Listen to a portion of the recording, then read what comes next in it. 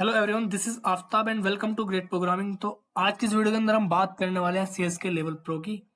और इस लेक्चर के साथ ही हमारी सीएसएस कंप्लीट हो जाएगी। सीएसएस को कंप्लीट करने के बाद हम एचटीएमएल एंड सीएसएस को यूज करके काफी अच्छे अच्छे प्रोजेक्ट्स आपके लिए लेकर आएंगे। So without wasting any time let's get started. तो सबसे पहले तो हम डेस्कटॉप पर एक फोल्डर क्रिएट कर लेते हैं लेवल प्रो के नाम से, सीएसएस लेवल प्रो। इस फोल्डर पर राइट क्लिक करेंगे, ओपन विद कोड कर लेंगे। ओपन विद कोड करने के बाद इस फोल्डर के अंदर हम दो फाइल बनाएंगे। एक होगी हमारी index.html एंड सेकंड होगी हमारी style.css। index.html के अंदर मैं सबसे पहले अपनी बॉयलर पेट कोड डाल लेता हूँ और टाइटल को यहाँ पर मैं लिखूंगा CSS लेवल प्रो। और CSS की फाइल को यहाँ पर हम लिंक कर लेंगे, लिंक कॉलन CSS और यहाँ पर लिखेंगे हम style.css। अब मैं यहाँ पर क्या करता हूँ, सबसे पहले हम बात करेंगे ट्रांसफॉर्म प्रॉपर्टीज के बारे में। इसके अंदर कुछ फंक्शंस होते हैं जैसे कि rotate X, rotate Y, scale X, scale Y, इस तरीके काफी सारे फंक्शन हम पढ़ने वाले हैं। तो सबसे पहले मैं यहाँ पर एक डिव क्रिएट करूंगा और इस डिव को हम यहाँ पर कुछ स्टाइलिंग देंगे। जैसे कि मैं देता हूँ यहाँ पर सबसे पहले विड्थ 400 px, एक काम करो 300 px दे दो, हाइट देंगे 300 px एंड इसको मैं यहाँ पर बैकग्राउंड कलर दे देता हूँ जैसे कॉर्न फ्लावर ब्लू। अब हम यहाँ पर क्या करें, क्रोम के अंदर जाएंगे और क्रोम के अंदर जाने के बाद यहाँ पर जो index.html वाली फाइल है इस पर राइट क्लिक करेंगे और कॉपी पाथ कर देंगे और वो पाथ यहाँ पर हम पेस्ट कर देते हैं तो हमारी index.html ओपन हो जाएगी। देखो तो ये हमारा एक डिव बनकर तैयार हो चुका है। अब हम यहाँ पर क्या करेंगे, थोड़ी सी इसको मार्जिन देंगे। जैसे कि मैं यहाँ पर कह देता हूँ मार्जिन 20 px, तो मार्जिन आ जाएगी 20 px की। एक काम करो यहाँ पर दे दो 70 px, तो इस तरीके की मार्जिन आ जाएगी यहाँ पे। अब मैं यहाँ पर क्या करूंगा, मैं यहाँ पर लिखूंगा div colon hover transform rotate 45 degree. तो जैसे मैं div पर होवर करूंगा तो 45 डिग्री ये रोटेट हो जाएगा। देखो 45 डिग्री यहाँ पर रोटेट हो गए। अगर मैं यहाँ पर कहूँ 90 डिग्री तो ये 90 डिग्री पर रोटेट होगा। देखो इसमें हमें पता चलेगा नहीं। यहाँ पर अगर मैं कहूँ 120 डिग्री तो इसमें हमें पता चलेगा किस तरीके से रोटेट हो रहा है। देखो यहाँ पर 120 पे इस तरीके से रोटेट हो रहा है। अगर मैं यहाँ पर कहूँ रोटेट एक्स तो ये एक्स एक्सिस पर रोटेट होगा। देखो यहाँ पर ये एक्स एक्सिस पर रोटेट हो रहा है। अब इसको अच्छे से समझने के लिए मैं यहाँ पर राइट क्लिक करूंगा और इंसर्ट करूंगा। इंसर्ट करने के बाद हमारी HTML और CSS ना ओपन हो जाती है यहीं पे। तो यहाँ पर हम क्लिक करेंगे इस पर।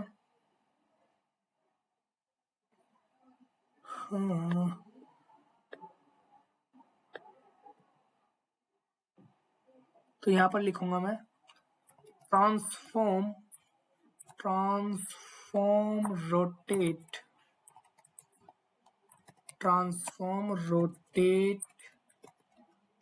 एक्स और 120 डिग्री।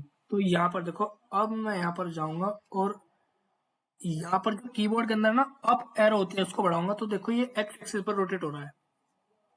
ये हमारा जो डिव है वो एक्स एक्सिस पर रोटेट हो रहा है। समझ गए बात। अगर मैं यहाँ पर कहूँ रोटेट वाई तो ये वाई एक्सिस पर रोटेट होगा। देखो अब ये वर्टिकली रोटेट हो रहा है। अब हमारा जो डिव है वो वर्टिकली रोटेट हो रहा है। तो समझ गए बात। तो ये था हमारा रोटेट फंक्शन। अब नेक्स्ट हम बात करते हैं स्केल फंक्शन। स्केल फंक्शन तो मैं यहाँ पर क्या करूंगा, इसको तो कमेंट कर देता हूँ। यहाँ पर लिखेंगे ट्रांसफॉर्म स्केल और मैंने यहाँ पर कहा 2। तो ये हमारा जो डिव है ना दुगना हो जाएगा। देखो जैसे ही मैं यहाँ पर डिव पर होवर कर रहा हूँ तो ये दुगना हो रहा है। एक काम करो यहाँ पर ना इसकी 100 कर दो, इसकी 100 और इसकी 100। तो देखो जैसे ही मैं इस पर लेके जा रहा हूँ तो ये दुगना हो रहा है। अगर मैं यहाँ पर कहूँ 1.5 तो ये 1.5 गुना हो जाएगा। होवर करने पे 1.5 गुना हो जाएगा। समझ गए बात। अगर मैं यहाँ पर कहूँ स्केल एक्स तो हॉरिजॉन्टली ये 1.5 गुना हो जाएगा। देखो हॉरिजॉन्टली बढ़ गए। और अगर मैं कहूँ यहाँ पर स्केल वाई तो ये वर्टिकली बढ़ जाएगा। देखो वर्टिकली बढ़ गए। अब नेक्स्ट फंक्शन होता है ट्रांसलेट फंक्शन। तो इसको कमेंट कर दो, यहाँ पर लिखो ट्रांसलेट, ट्रांसफॉर्म ट्रांसलेट, मैंने कहा यहाँ पर 20px। तो ये 20px ना थोड़ा खिसक जाएगा, देखो यहाँ पर 20px थोड़ा सा ये खिसक गया। अगर मैं यहाँ पर कहूँ ट्रांसलेट वाई, ट्रांसलेट वाई से क्या होगा, वर्टिकली ये थोड़ा सा खिसक जाएगा, देखो यहाँ पर ट्रांसलेट वाई में क्या हो रहा है, ये वर्टिकली खिसक रहा है। और इसी तरीके से अगर मैं यहाँ पर कहूँ ट्रांसलेट एक्स, तो ये क्या होगा, हॉरिजॉन्टली थोड़ा सा खिसक जाएगा, देखो हॉरिजॉन्टली थोड़ा सा खिसक गया है। नेक्स्ट फंक्शन होता है स्क्यू फंक्शन। ट्रांसफॉर्म स्क्यू, और फिर मैंने यहाँ पर कहा 120 डिग्री। तो स्क्यू में क्या होता है, अब देखना यहाँ पर स्क्यू में 120 डिग्री, जैसे किसी चीज को पढ़ के खींच देते हैं ना, तो इस तरीके से हो रहा है। अगर मैं यहाँ पर कहूँ 45 डिग्री, तो ये क्या होगा, स्क्यू हो जाएगा, देखो इस तरीके से, जैसे किसी चीज को पढ़ के खींच देते हैं, इस तरीके से काम करता है। इसी तरीके से स्क्यू एक्स काम करेगा हॉरिजॉन्टली, और स्क्यू वाई वर्टिकली काम करेगा। नेक्स्ट हम बात करते हैं ट्रांजिशन प्रॉपर्टीज के बारे में। अब यहाँ पर मैं ये चीज अभी के लिए कमेंट कर देता हूँ, पहले ये कमेंट हमें हटानी पड़ेगी।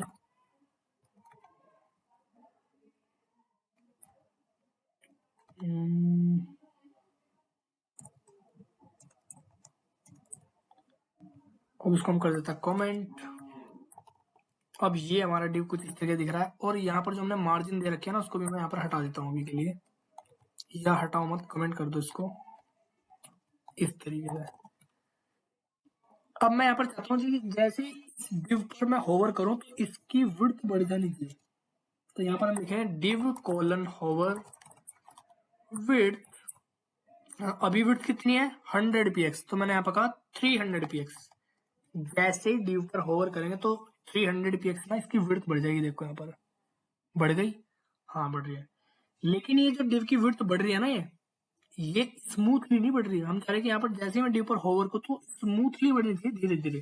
तो यहाँ पर स्मूथली काम करवाने के लिए हम यहाँ पर ट्रांजिशन का इस्तेमाल करेंगे। यहाँ पर लिखूंगा ट्रांजिशन, मैं यहाँ पर लिखूंगा ट्रांजिशन, ट्रांजिशन सबसे पहली प्रॉपर्टी कौन सी है, ट्रांजिशन प्रॉपर्टी। हम यहाँ पर लिखेंगे ट्रांजिशन प्रॉपर्टी विड्थ, उसके बाद ट्रांजिशन ड्यूरेशन देते हैं, यहाँ पर मैं कहूंगा 2 सेकेंड।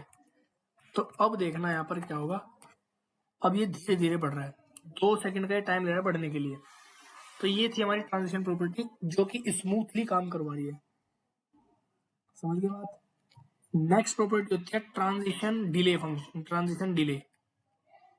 तो यहाँ पर लिखूंगा मैं ट्रांजिशन डिले और 3 सेकेंड। तो 3 सेकेंड लेट हमारी एनिमेशन चलेगी, देखो यहाँ पर 3 सेकेंड लेट चलेगी, 1 2 और 3। तो 3 सेकेंड बाद हमारी ट्रांजिशन प्रॉपर्टी काम कर रही है। उसके बाद है transition timing function. Transition timing function मैं यहाँ पर कहूंगा लीनियर। तो लीनियर का मतलब होता है सेम स्पीड से चलना। अब यहाँ पर देखो, जैसे मैं डी पर होवर करूंगा तो हमारी जो स्पीड होगी ना बढ़ने की, वो बिल्कुल सेम रहेगी शुरुआत से लेकर एंड तक। देखो यहाँ पर अभी मैं एक काम करता हूँ, यहाँ पर डिले वाली प्रॉपर्टी हम यहाँ पर हटा देते हैं। डिले वाली प्रॉपर्टी मैंने यहाँ पर हटा दी। अब देखो जैसे मैं होवर करूंगा तो बिल्कुल सेम स्पीड के साथ ये ना बढ़ रहा है, हमारी विड्थ बिल्कुल सेम स्पीड के साथ ही बढ़ रहा है। लेकिन अगर मैं यहाँ पर ट्रांजिशन टाइमिंग फंक्शन ये वाला करता हूँ ना, ईज में क्या होता है, यहाँ पर ईज के अंदर होता है slow start then fast and then slow end. मतलब स्टार्टिंग में स्लो होगा, फिर मतलब स्टार्टिंग में तो क्या होगा, ये फास्ट होगा और फिर एंड में फास्ट होगा। तो इस तरीके से काम करता है। अब देखो यहाँ पर स्टार्टिंग में फास्ट होगा, फिर एंड में रुक जाएगा थोड़ा सा। और एक होता है हमारा ईज इन। ईज इन का मतलब है स्लो स्टार्ट। ईज इन का मतलब क्या है, स्टार्टिंग में स्लो होगा सिर्फ, समझ गए बात। और ईज आउट के अंदर क्या होता है, ईज आउट के अंदर क्या होता है, ईज आउट के अंदर एंड में स्लो होगा ये, देखो यहाँ पर सबसे पहले क्या है लीनियर, लीनियर का मतलब है सेम स्पीड। एक बार और यहाँ पर करके देखते हैं। ट्रांजिशन टाइमिंग फंक्शन मैंने यहाँ पर कह दिया लीनियर। तो लीनियर में देखो बिल्कुल सेम स्पीड चलेगी, यहाँ पर चल लिया ना। उसके बाद अगर मैं यहाँ पर कहूँ ईज, ईज के अंदर क्या होता है स्टार्टिंग में स्लो, फिर थोड़ा सा फास्ट और फिर एंड में स्लो। यहाँ पर देखा स्टार्टिंग में स्लो हो थोड़ा सा, फिर बीच में फास्ट और फिर एंड में जाकर स्लो हो जाता है। और अगर मैं यहाँ पर लगाता हूँ ईज इन, तो ईज इन के अंदर स्टार्टिंग में स्लो होगा, बस ईज इन के अंदर स्टार्टिंग में स्लो होगा, देखो यहाँ पर फिर तेज हो जाएगा। और ईज आउट के अंदर क्या होता है, ईज आउट के अंदर स्टार्टिंग में तो ये फास्ट होगा और बाद में जाके स्लो होगा, देखो समझ के बात। और ईज इन आउट के अंदर क्या होता है स्टार्टिंग में भी स्लो और एंड में भी स्लो। अब नेक्स्ट हम बात करते हैं एनिमेशन प्रॉपर्टी के बारे में। एनिमेशन भी ट्रांजिशन की ही तरह काम करते हैं, बस एनिमेशन के अंदर थोड़े ज्यादा फीचर्स हैं। अब इसको यहाँ पर हम अप्लाई करेंगे। इसको हम यहाँ पर क्या कर देते हैं, सबसे पहले इनको कर देते हैं कमेंट, इनको कर देते हैं कमेंट और इनको भी हम कर देते हैं कमेंट आउट, उसको कर देता है कमेंट। अब ब्राउजर बिल्कुल हमारा खाली हो चुका है। अब एनिमेशन को हम पढ़ने वाले हैं। अब हम यहाँ पर क्या करेंगे, सबसे पहले तो मैं यहाँ पर एक डिव क्रिएट करूंगा और इस डिव को हम क्या करते हैं, इस डिव को हम यहाँ पर दे देते हैं कुछ स्टाइलिंग, जैसे कि पहले की तरह मैं यहाँ पर देता हूँ विड्थ 100 px, हाइट हमारी 100 px और बैकग्राउंड कलर मैं यहाँ पर देता हूँ येलो ग्रीन। तो हमारा डिव कुछ इस तरीके से बन चुका है। अब मैं यहाँ पर क्या करूंगा, तो मेरे को पोजीशन रिलेटिव लेफ्ट से 500 px, तो यहाँ पर होगा क्या कि हमारा जो डिव है वो 500 px लेफ्ट से खिसक जाएगा। देखो यहाँ पर 500 px दूर चला गया लेफ्ट से। अगर मैं यहाँ पर कहूँ 400 px, तो ये 400 px दूर रहेगा। लेकिन मैं चाह रहा हूँ कि यहाँ पर ये एकदम से ना हो, मैं चाहता हूँ कि हमारा जो डिव है वो एकदम से 400 px पर ना जाए, स्मूथली जाना चाहिए। तो यहाँ पर हम एनिमेशन का इस्तेमाल करेंगे। हम लिखेंगे एनिमेशन नेम मूव, एनिमेशन का नाम रख दिया मैंने मूव, इस लेफ्ट को यहाँ पर हटा दो। और ये जो एनिमेशन का नाम हमने मूव रखा है, इसको हम क्या करेंगे, इसको हम क्रिएट करेंगे @ की फ्रेम्स आइडेंटिफायर की जगह पे लिख दूंगा मैं एनिमेशन का नाम, और एनिमेशन के अंदर लिखते हैं फ्रॉम एंड टू। फ्रॉम के मतलब फ्रॉम मतलब कहाँ से एनिमेशन शुरू होगी, और टू का मतलब कहाँ तक चलेगी। तो मैं यहाँ पे लिखूंगा लेफ्ट 0 से चलेगी और कहाँ तक, लेफ्ट के 500 px तक। अभी लेकिन हमारी एनिमेशन चलेगी नहीं, यहाँ पर देखो अभी एनिमेशन यहाँ पर चलेगी नहीं जब तक हम ड्यूरेशन नहीं देंगे। तो यहाँ पर लिखेंगे हम एनिमेशन ड्यूरेशन 3 सेकेंड, 3 सेकेंड के लिए मैं यहाँ पर चलाना चाहता हूँ। अब देखना हमारी एनिमेशन चल पड़ी, समझिए बात, हमारी जो एनिमेशन है वो चल पड़ी। 3 सेकेंड का टाइम ले लिया है ना। इसी तरीके से अगली चीज होती है एनिमेशन डिले।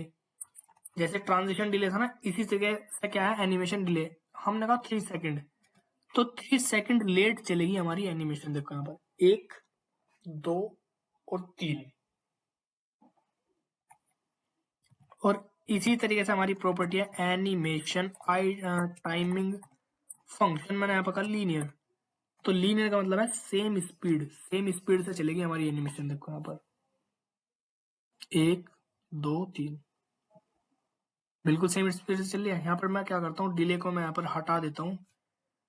हमने यहाँ पर कहा ईज, ईज के अंदर क्या होता है स्टार्टिंग में स्लो, फिर then fast and then slow end. देखो यहाँ पर स्टार्टिंग में थोड़ी स्लो है, फिर तेज हो जाती है और फिर एंड में जाकर स्लो हो जाती है।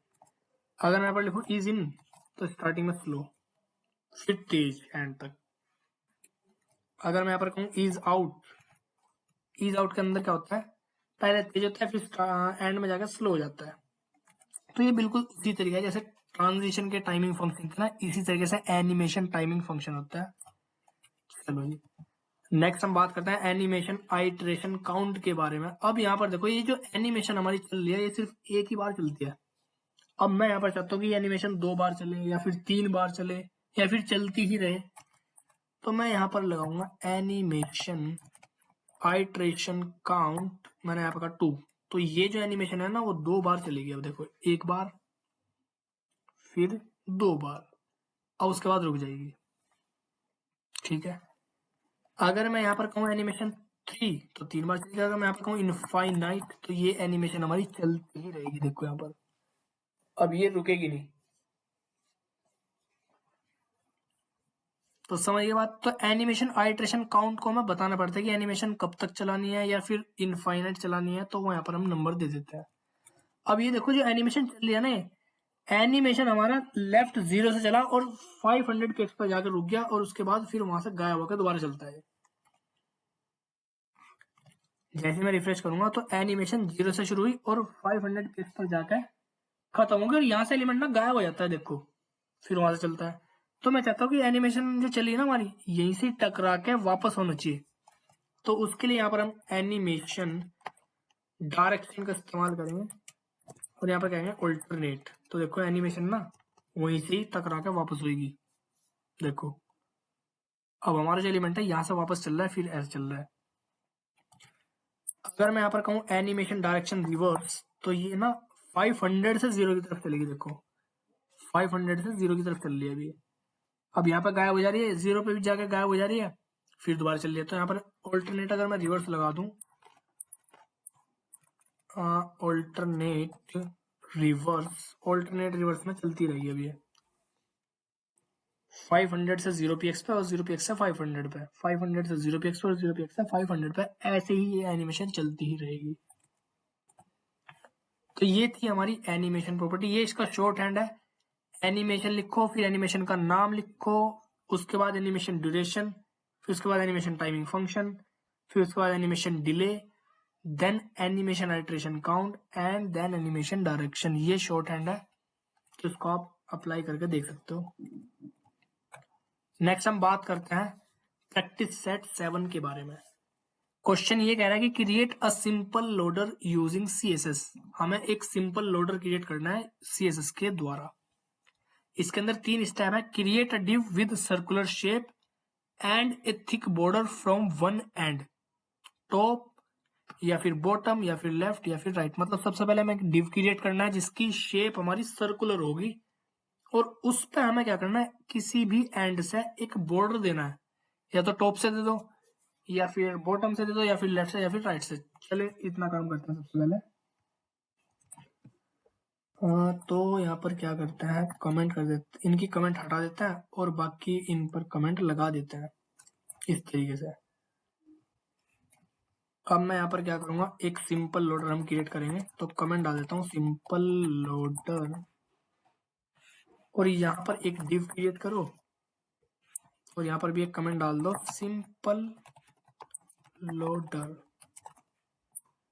इस डिव की हम कह देते हैं कि विड्थ कर दो 300 px, हाइट कर दो 300 px और बैकग्राउंड कलर मैं अभी के लिए यहाँ पर दे देता हूँ ब्लैक।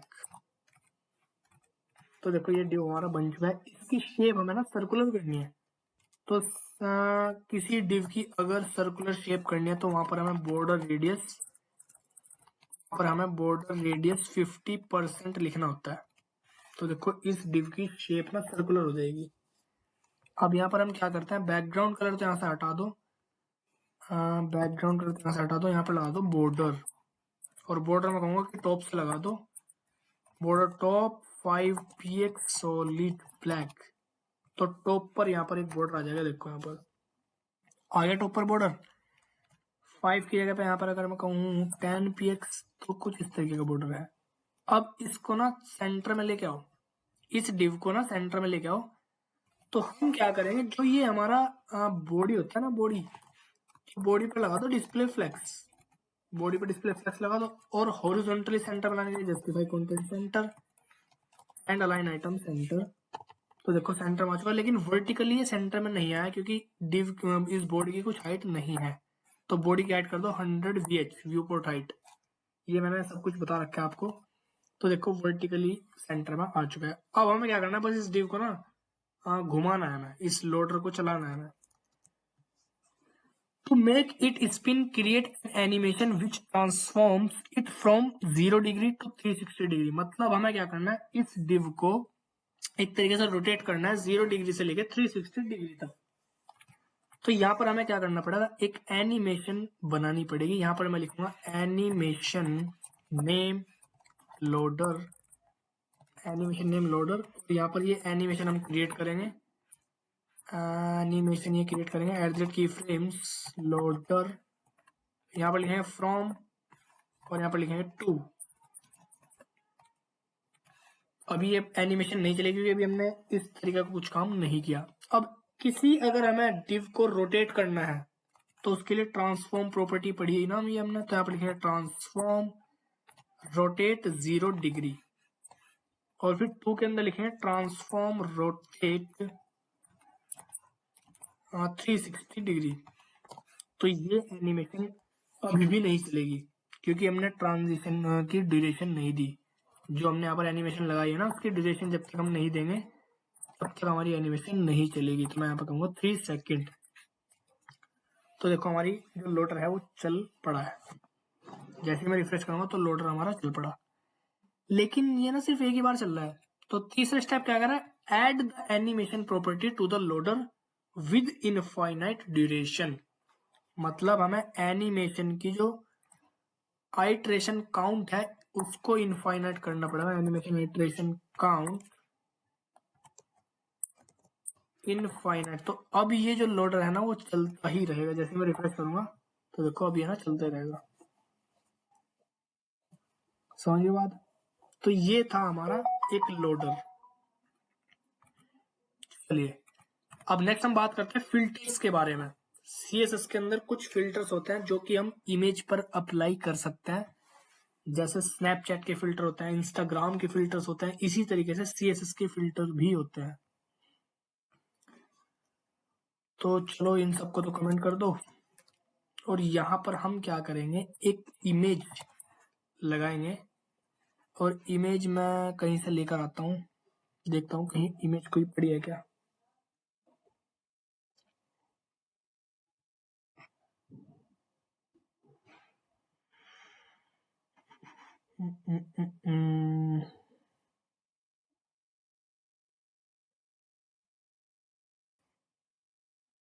चलिए काम करो, मैं यहाँ पर ना इमेज का एक स्क्रीनशॉट ले लेता हूँ क्योंकि इमेज तो हमारे पास है नहीं। मैंने यहाँ पर एक स्क्रीनशॉट ले लिया है और वो स्क्रीनशॉट पर ही हम सीएस के फिल्टर्स को पढ़ लेंगे। पिक्चर्स में जाओ, फिर स्क्रीनशॉट में जाओ और ये जो स्क्रीनशॉट है इसको यहाँ से कट करके अपने फोल्डर के अंदर लेकर आओ, CSS लेवल प्रो के अंदर। यहाँ पर आ जाएगा। इसका नाम चेंज कर दो, नाम यहाँ पर मैं रख दूंगा पिक। सिंपल सा मैंने यहाँ पर नाम रख दिया पिक। अब ये पिक नाम की जो फाइल है ना, इमेज फाइल, वो हमारे CSS के फोल्डर के अंदर आ चुकी है। यहाँ पर लिखेंगे pic.png और देखते हैं यहाँ पर आके, हाँ इमेज हमारी आ चुकी है। इस इमेज को हम थोड़ा छोटा कर लेते हैं विड्थ दे करके। विड्थ मैंने कहा 400। तो इमेज हमारी थोड़ी छोटी होगी ना। चलिए अब मैं यहाँ पर क्या करूंगा, फिल्टर को अप्लाई करूंगा और हम लिखते हैं इमेज के अंदर फिल्टर ब्लर, फिल्टर ब्लर। और ब्लर के अंदर हम क्या लिखते हैं, पिक्सल में कुछ भी वैल्यू देते हैं, इसलिए मैंने कहा 2px। तो ये हमारी जो इमेज है ना ब्लर हो जाएगी थोड़ी सी, देखना होगी ना ब्लर। 2px का हमने ब्लर दिया तो हमारी इमेज ना ब्लर हो गई। अगर मैं यहाँ पर कहूँ 10px तो हमारी इमेज बहुत ज्यादा ब्लर हो जाएगी। देखो इस तरीके से ब्लर होगी। तो ये पहला फिल्टर था हमारा ब्लर। अब नेक्स्ट फिल्टर क्या है, नेक्स्ट फिल्टर है ब्राइटनेस। चलिए हमने यहाँ पर कहा फिल्टर ब्राइटनेस और फिर मैंने यहाँ पर कहा 123%। तो देखो ये इमेज हमारी थोड़ी सी ना ब्राइट हो जाएगी। देखो हुई ब्राइट थोड़ी सी। चलिए अगर मैं यहाँ पर कहूँ 153 तो देखो थोड़ी सी और ब्राइट हो गई। एक काम करो यहाँ पर दे दो 230।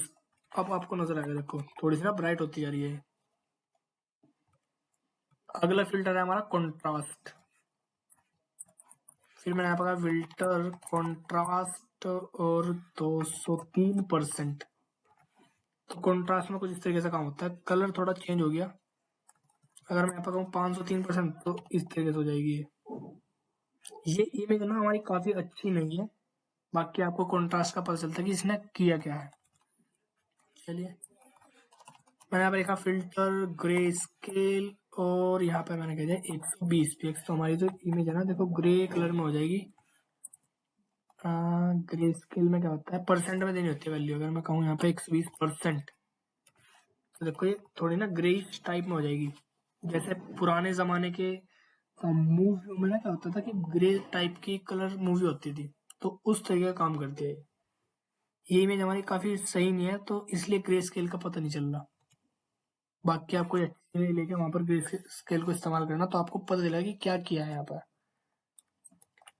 अगली चीज है इनवर्ट। मैं यहाँ पर लिखा फिल्टर इनवर्ट और यहाँ पर कह दिया मैंने जैसे कि 70%। तो इन्वर्ट में कुछ इस तरीके की हो जाती है, चेंज हो गया यहाँ पर कलर। अगर मैं यहाँ पर कहूँ 120% तो इन्वर्ट में कलर चेंज हो रहा है इस तरीके से। एक और फिल्टर होता है, फिल्टर हमारा इन्वर्ट, और एक होता है ओपेसिटी। ओपेसिटी मैंने कह दी 7%। ओपेसिटी का मतलब होता है कि कितनी दिखानी है हमें। देखो ये ना बिल्कुल अंदर चली गई, जितना यहाँ पर बढ़ाते चले जाएंगे उतना बाहर हमारी इमेज होती चली जाएगी। देखो हमने यहाँ पर कहा 32 तो देखो ये और ज्यादा बाहर हो जाएगी। तो ये होती है ओपेसिटी।